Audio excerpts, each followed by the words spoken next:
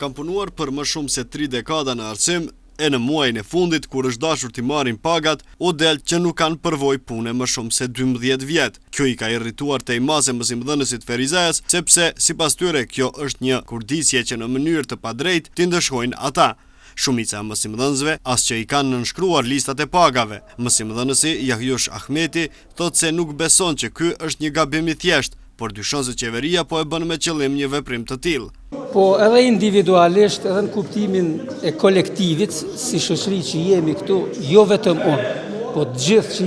jemi të injoruar, jemi të indionuar për kësaj shoqërie, jemi me një fjalë të larguar prej gjithë atyre që na takojnë. Nuk është gabim, po kjo është një praktikë si duket edhe qeverisë që me gjetë gjitha format, gjitha mënyrat ku mundet me hjek diçka. Bile unë nështë në atë kuptimin për këto 12 vite tash, po marrë diçka ma shumë se deri tash më kanë pagu vetëm 50 cent për punë stazhet e të punës që këmë krypë deri sot. Janë shënimit, gjitha aty që deri, për shembull para këtij muajit, unë kom marrë 50 cent për stazh të punë. Ndërsa për këtë e ka ngritur zërin sot edhe sindikata e arsimit në Ferizaj, me që sipas tyre kjo ka ndodhur vetëm në komunën tonë, e për këtë e fajson Kryekpot komunën, gjithsesi drejtorinë komunale e cila edhe i bën listat e pagave para se t'i dërgojë në ministri. Kam kontaktuar me këshilltarin e ministrit i cili është deklaruar se problemi është në komunë, nga se në komunë listat verifikohen dhe pastaj së bashku me Ministrinë e Financave dhe aktorët tjerë rregullohen këto çështje që kanë të bëjnë me financa.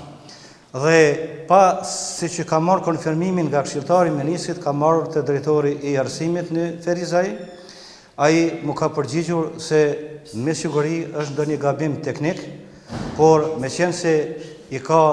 2 persona në pushim të cilët janë përgjegjës për llogaritje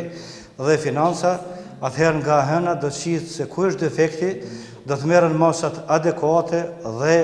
do të rishikohen gabime, do të korrigjohen dhe pastaj do të paguhet edhe retroaktivi.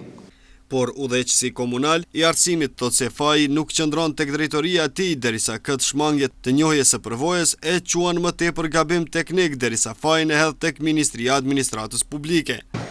Po pas marrjes së listës së pagave nga MAP që ne dërgojnë neve, edhe pas shtypjes së tyre dhe marrjes nga drejtorët e shkollave, kemi hasur në disa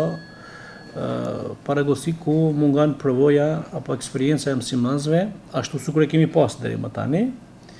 Pas marrjes së gjithë drejtorëve nga drejtorët e shkollave listat e pagave, ne do të mos të marrim kërkesat e tyre, do t'i adresojmë për sharrime në Ministrinë e Administratës Publike. Arsyeja e kësaj pse është hjek përvoja pjesërisht, edhe nuk kemi asnjë arsye që ne thjesht mos kemi para tyre të dalim arsyeja që a ka mungesë të mjetë, a është gabim teknik. Ne tani kërkojmë nga Ministria e Administratës Publike të sharrim konkret rreth listës së pagave. Apo është një gabim teknik ku mund të përmirësohet shumë shpejt.